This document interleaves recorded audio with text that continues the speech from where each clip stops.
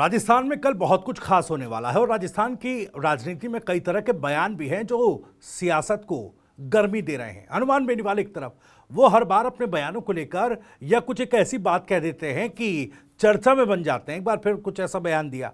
आज के सवाल जिन पर आज जानकारी आपको तमाम साझा करूंगा, वो सवाल क्या है? सवाल सुनिए।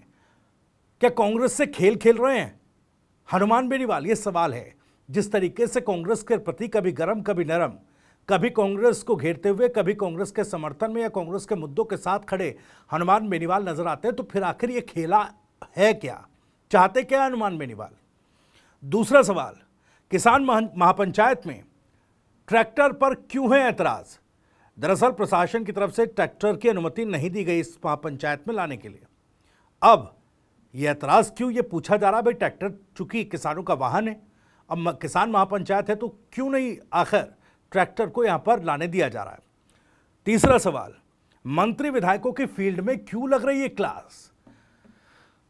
मौजूदा मुख्यमंत्री भजनलाल शर्मा ने मंत्री विधायकों को फील्ड में जाने का टास्क दिया है कि फील्ड में जाइए, एक जिम्मेदारी उनको सौंपी है, लेकिन फील्ड में जा रहे हैं तो क्लास लग रही है। और चौथा सवाल यह है कि भाई हिजाब का क्या घूंघट से होगा हिसाब? ये भी सवाल है। हिजाब और घूंघट की सियासत भी बिहार से चल करके राजस्थान में एंट्री कर गई है। ये क्या मामला है, ये भी आपको समझाएंगे। इन तमाम सवालों के जवाब जो है वो टटोलने की कोशिश करेंगे। इनसाइड स्टोरी में आगे बढ़े उससे पहले आपको बता दूं कि राजस्थान की राजनीति, उसके सटीक विश्लेषण और अंदर की खबरें दिखाने वाला स्पेशल शो इनसाइड स्टोरी के साथ मैं हूं भविष्य त्यागी। तो बात सबसे पहले हनुमान बेनीवाल की। हनुमान बेनीवाल ने कांग्रेस को एक तरीके से रगड़ दिया। और रगड़ क्यों दिया, मैं शब्द का इस्तेमाल क्यों कर रहा हूं? क्योंकि देखिए, हनुमान बेनीवाल कभी राष्ट्रीय मुद्दों पर कांग्रेस के साथ दिल्ली में खड़े नजर आ जाते हैं। कभी वो कहते हैं कि भाई किसानों का मुद्दा है, टिब्बी प्रदर्शन का, वो आप भी उठाइए, नसीहत देते हैं। और कभी कभी वोट चोरी जैसे मुद्दों पर कांग्रेस के समर्थन में संसद में अपनी बात कह देते हैं। प्रियंका गांधी, राहुल गांधी के सुर में दिल्ली में संसद में हाँ मिलाते नजर आते हैं। लेकिन जब जब वो राजस्थान में होते हैं तब तक कांग्रेस पर कुछ यूं बरसते हैं या फिर घुमाकर कांग्रेस का कान कुछ यूं पकड़ते हैं कि मानो लगता है कि कांग्रेस का सबसे बड़ा विरोधी तो राजस्थान में हनुमान बेनीवाल है। अब देखिए, जिस तरीके से पंजाब में नवजोत कौर सिद्धू ने कांग्रेस पर आरोप लगाया कि भाई यहां पर तो सूटकेस 500 करोड़ का चलता है मुख्यमंत्री बनने के लिए, और वो विवाद जिस तरीके से कांग्रेस पार्टी के लिए नाक का नासूर वहां पर बना पंजाब में, उसी तरीके से कांग्रेस पार्टी के लिए मुसीबत राजस्थान में भी बन रहा है। हनुमान बेनीवाल ने दरअसल एक बाइट तो नहीं, लेकिन एक वीडियो उनका सोशल मीडिया पर खूब वायरल हो रहा है। उस वीडियो में वो कह रहे हैं कि लूट खसोट करके हरीश चौधरी, कांग्रेस के नेता बायतू से विधायक हरीश चौधरी, जो पैसा पंजाब से लेकर आए थे, उसको अपने हिस्से का, पंजाब के हिस्से का पैसा रंधावा ले गए। रंधावा और हरीश चौधरी पर बड़े आरोप हनुमान बेनीवाल ने लगा दिए। अब देखिए, हरीश चौधरी वो भी जाट समाज के एक बड़े नेता के तौर पर कांग्रेस में खुद को स्थापित कर पाए हैं। सुखजिंदर सिंह रंधावा प्रभारी हैं, कांग्रेस के वरिष्ठ नेता हैं, राजस्थान के प्रभारी हैं। और राजस्थान कांग्रेस में जितनी हलचल है, जो फैसले होते हैं, वो रंधावा के जरिए होकर गुजरते हैं। उनकी जितनी भी खींचतान या जो भी बातचीत है, वो दिल्ली टू जयपुर रंधावा के जरिए ही मूव करती है। अब ऐसे में रंधावा जैसे नेता, हरीश चौधरी जैसे नेता को लेकर जब टारगेट खुलेआम हनुमान बेनीवाल कर रहे हैं, तो सवाल उठता है, भाई ये खेला आखिर है क्या? आखिर हनुमान बेनीवाल चाहते क्या है? क्या हनुमान बेनीवाल डेस्परेट हैं क्योंकि कांग्रेस पार्टी, या यूं कहे कि हनुमान बेनीवाल को ये लगने लगा है कि कांग्रेस पार्टी को जो तरजीह हनुमान बेनीवाल या उनकी पार्टी को देनी चाहिए, वो तरजीह कांग्रेस पार्टी उनको दे नहीं रही है। अब राजनीतिक लिहाज से देखा जाए, भले लोकसभा का चुनाव गठबंधन में लड़ा, और देखिए दिल्ली में वो कहते भी हैं, कांग्रेस को जब नसीहत देते हैं कि टिब्बी के किसानों की बात आप संसद में उठाइए, तो कहते मैं तो इंडिया अलायंस का पार्ट हूं, इंडिया गठबंधन का हिस्सा हूं। अगर इंडिया गठबंधन के हिस्से हैं तो फिर इतना मुखर होकर विरोध को राजस्थान में क्यों करते हैं? क्या वो डेस्परेशन है हनुमान बेनीवाल की कि कांग्रेस पार्टी उन्हें तरजीह नहीं दे रही है? राजनीतिक स्तर पर देखा जाए तो विधानसभा में भाई आरएलपी की एक भी सीट नहीं है। सारी सीटें आपने, खीवसर उपचुनाव तक आप हार गए, खीवसर आपकी सीट थी। तो ऐसे में कांग्रेस पार्टी या कोई भी राजनीतिक दल राजनीतिक हैसियत के हिसाब से किसी नेता या पार्टी को उतनी तरजीह देता है। राजनीति का एक तरीके से अनकहा रूल है, अनकहा नियम है। भाई आपके पास विधायक नहीं है, आपको कौन कैसे पूछेगा? लोग इसी तरह से आकलन करते हैं, जब आप जाएंगे आप लोगों से पूछेंगे। तो ऐसे में हनुमान बेनीवाल के कांग्रेस पार्टी को उस प्रेशर में लाना चाहते हैं, उस दबाव में लाना चाहते हैं कि भले एक भी सीट अभी राजस्थान की विधानसभा में नहीं है, लेकिन सांसद वो हैं, और संसद से लेकर दिल्ली में, संसद से लेकर राजस्थान में राजनीतिक जमीन पर वो कांग्रेस को मजबूर कर देना चाहते हैं कि आरएलपी को सीरियसली लिया जाए, हनुमान बेनीवाल को सीरियसली लिया जाए। एक बार सुनिए जरा किस तरीके से वो बयान दे रहे हैं, बाइट सुनिए हनुमान बेनीवाल की। नवजोत कौर सिद्धू ये कह रही है कि रंधावा ने पैसे लेकर टिकट बांटे कांग्रेस में, सीधा सीधा आरोप लगा है रंधावा पर। वो इसलिए आरोप लगाया कि हरीश जी पंजाब से जो लूट खसोट करके लाए थे ना, पंजाब से जो हरीश चौधरी जी ले आए थे पैसा, तो रंधावा जी वापस ले जा रहे हैं पंजाब का हिस्सा। ये आपस में एमओयू हुआ है इनके बीच। तो सुना आपने, कैलाश चौधरी और रंधावा जैसे एक बड़े नेता को जो राजस्थान कांग्रेस और पूरी कांग्रेस में एक अपना कद रखते हैं, उनको भी निशाने पर लेने से नहीं चूक रहे। और वक्त वक्त पर हर एक नेता को, चाहे सचिन पायलट हो, अशोक गहलोत हो, वक्त वक्त पर पानी पी पी कर कोसते हनुमान बेनीवाल नजर आए हैं। अपनी सियासी एक तरीके से कहा जाए तो सहूलियत के हिसाब से राजस्थान के भीतर हनुमान बेनीवाल ने हर एक नेता को जो उनके रडार पर आया उसको टारगेट करने से वो पीछे हटे नहीं हैं। तो क्या डेस्परेशन है? जैसा मैं कह रहा हूं कि हनुमान बेनीवाल, चूंकि उनकी राजनीतिक जमीन खिसकी है, अब पॉलिटिकल पार्टीज ने भी, चाहे वो उनके साथ अलायंस में चुनाव लड़ी हों, अब उनसे वो जो दूरी बना रही है, क्या हनुमान बेनीवाल उस दूरी को देखकर थोड़ा सा छटपटा रहे हैं? और इसी छटपटाहट में वो एक खेल रच रहे हैं कि भाई कभी गरम तो कभी नरम। अब इसका फायदा क्या होगा, क्या इंपैक्ट होगा, आने वाला समय तय करेगा। हनुमान बेनीवाल ये बता देना चाहते हैं कि भाई निकाय और पंचायत चुनाव भी तो आएंगे, निकाय और पंचायत चुनाव भी तो होंगे। हनुमान बेनीवाल कांग्रेस को इस बात का एक तरीके से एहसास करा देना चाहते हैं कि भाई राजनीतिक घोड़े हनुमान बेनीवाल इन चुनावों में भी दौड़ा सकते हैं।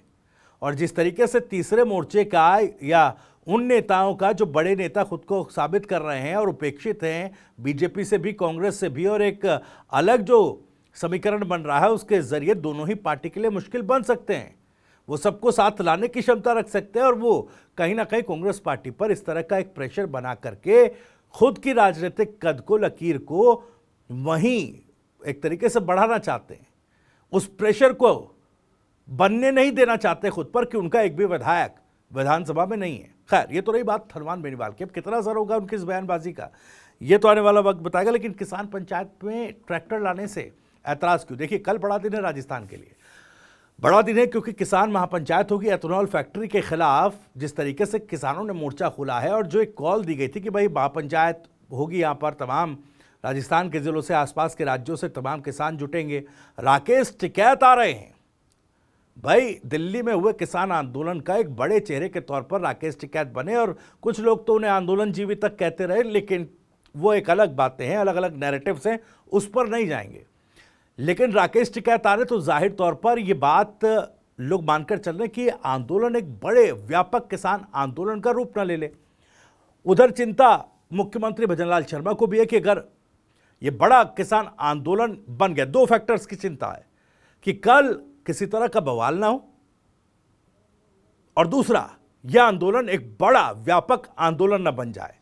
दोनों ही शर्तों में या दोनों ही कंडीशन में मौजूदा सरकार के लिए बड़ी चुनौती हो जाएगी। मौजूदा सरकार के लिए बड़ी चुनौती यह है क्योंकि मजबूत एडमिनिस्ट्रेटर बनने या दिखने की कोशिश में अभी मौजूदा मुख्यमंत्री हैं। विपक्ष लगातार पर्ची की सरकार और जिस तरीके से बातें चलती हैं राजनीतिक गलियारों में कि फैसले दिल्ली से लिए जाते हैं, रिमोट कंट्रोल वाली सरकार है।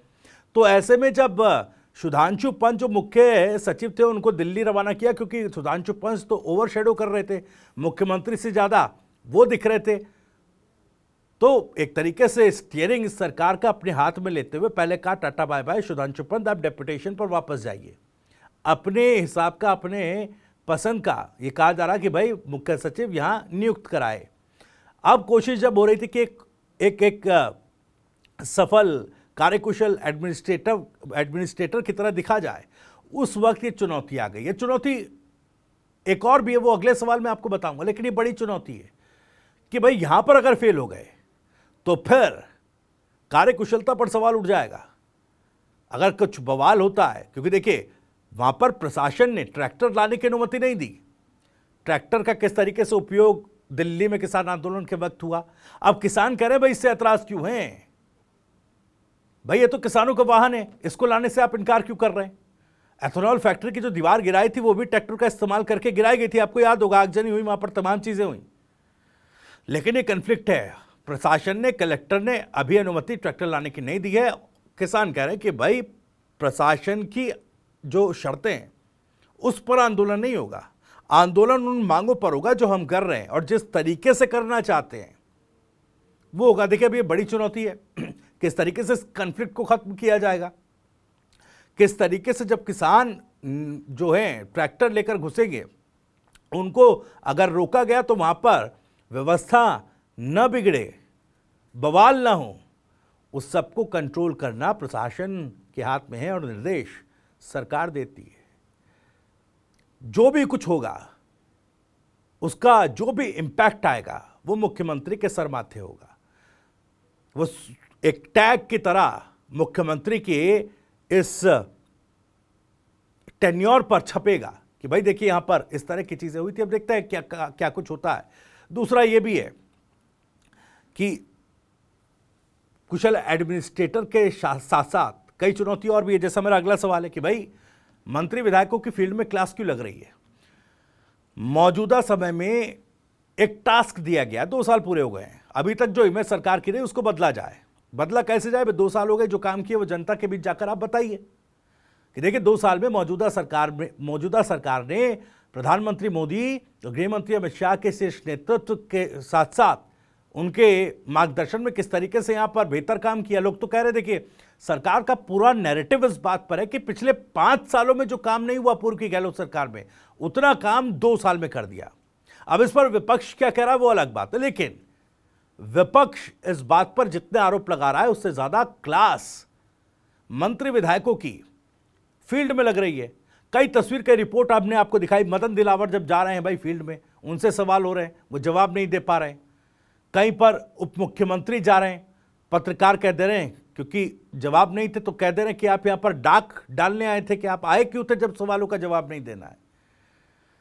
उधर गजेंद्र सिंह खीवसर बीकानेर में जाते हैं, वहां बवाल होता है। जैसलमेर में पहुंचते हैं तो जब स्वास्थ्य व्यवस्थाओं को लेकर सवाल होता है तो थोड़ा सा बगले झांकते हैं, फिर डैमेज कंट्रोल करते हैं।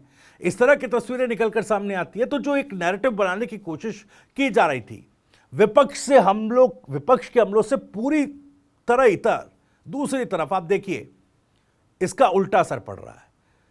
कहीं मंत्रियों की फजीयत हो रही है, कहीं विधायकों की फजीयत हो रही है। एक और तो और जालौर में तो विकास रथ ये गाड़ियां चला रही हैं, 200 गाड़ियां जो हैं सरकार की तरफ से, संगठन की तरफ से भेजा गया है कि भाई जाइए आप बताइए, इन गाड़ियों को लेकर जाइए। रथ जो है जिसे आप रद्द कह रहे हैं कि क्या काम 2 साल में हुआ, उस रथ को ग्रामीणों ने रोक लिया जालौर के आहोर में कि भाई आपने काम तो किया नहीं, ये क्या आप बता रहे हैं, आप वो बताइए जो नहीं हुआ यहाँ पर, या जो आप नहीं कर पाए अभी तक। स्थिति देखिए, सड़क, पानी की, बिजली की क्या हालत है। इसके अलावा कई और भी खबरें हैं। एक बीजेपी ये टोंक निवाई में आप देखिए, बीजेपी के विधायक हैं राम साय मीना, वहां पर बीजेपी विधायक का बीजेपी कार्यकर्ताओं ने विरोध कर दिया कामकाज को लेकर। इस तरह की स्थिति बन रही है। अब ऐसे में जो ये क्लास विधायक और मंत्रियों की लग रही है, उप मुख्यमंत्री तक की क्लास लग गई, या यूं कहें कि थोड़ी फजीयत वाली स्थिति बन गई।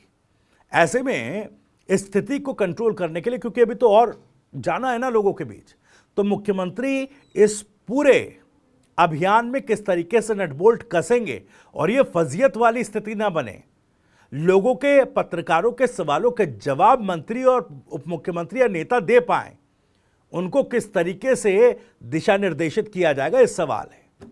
और आखिरी सवाल जो इस वीडियो का था वो ये था कि भाई हिजाब का हिसाब क्या घूंघट से होगा। बिहार का एक वीडियो वायरल हुआ जहां पर मुख्यमंत्री नीतीश कुमार ने एक मुस्लिम महिला के हिजाब को, जो पत्र वितरण का कार्यक्रम था वो देते हुए उसका हिजाब हटाने की कोशिश की। अब वो किस इंटेंशन के साथ की, क्या इंटेंट था, हो सकता है मुख्यमंत्री नीतीश कुमार का इंटेंट रहा हो कि फोटो में उनकी तस्वीर आए बेहतर तरीके से, किसको पत्र दिया जा रहा है ये दिखे, लेकिन उसको लेकर राजनीति तेज हो गई। हिजाब को लेकर, महिला अस्मिता को लेकर कई तरह के आरोप लगे, मुख्यमंत्री के इंटेंशन को लेकर कुछ तरह की बातें कही जाने लगी। तो जब ये मामला बढ़ा तो यहां पर मुख्यमंत्री अशोक गहलोत के भी एक कार्यक्रम की वीडियो निकाल करके डाल दी गई।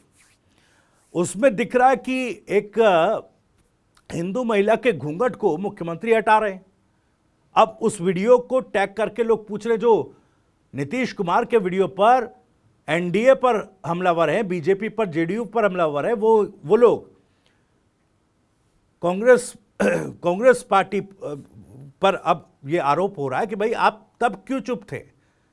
यानी कि दोनों ही तुलनात्मक दृष्टि से अगर देखा जाए, या तो दोनों वीडियो गलत हैं, या दोनों तरह का जो वहां पर आचरण था, या तो दोनों आप गलत कहिए, या फिर दोनों को एक तरीके से सही मानिए। तू मैं की राजनीति इस तरह के वीडियोस पर या इस तरह की घटनाओं पर करना, तो वही बात हुई कि तेरी कमीज मेरी कमीज से सफेद कैसे। अब मुख्यमंत्रियों का दोनों ही वीडियो में मुख्यमंत्री का अगर इंटेंट ये रहा कि भाई जो भी व्यक्ति सम्मान या जो भी चीज उसको सम्मानित किया जा रहा है, जो भी योजना का लाभ उसको दिया जा रहा है, जो भी पत्र उसको वितरित किया जा रहा है, ऐसे में जब फोटो खिंचाए तो दोनों का चेहरा दिख पाए। लेकिन बात महिला अस्मिता की भी है। लेकिन इन दोनों वीडियोस में बात यह है कि आप हिजाब का हिसाब घूंघट से कैसे करेंगे, यह आपको तय करना पड़ेगा, क्योंकि इसमें जो अवधारणा है, पर्सपेक्टिव है, वो इन वीडियोस में सही गलत को लेकर नहीं है। वो पर्सपेक्टिव बनेगा कि आप इस वीडियो को किस तरीके से देखेंगे, इन वीडियो को कैसे देखेंगे। अगर एक आचरण एक मुख्यमंत्री का गलत है तो दूसरे का सही कैसे हो सकता है, और वाकई इंटेंट अगर गलत नहीं था तो दोनों वीडियो को पॉलिटिकली इस्तेमाल करने का फायदा क्या है, अब जनता इस पर तय करे। खैर, इनसाइड स्टोरी में इतना है। वीडियो और जानकारी कैसी लगी कमेंट करके मैं जरूर बताइएगा। राजस्थान से जुड़ी और भी तमाम खबरों को सबसे पहले जानने के लिए सब्सक्राइब जरूर करिए TV9 राजस्थान। नमस्कार।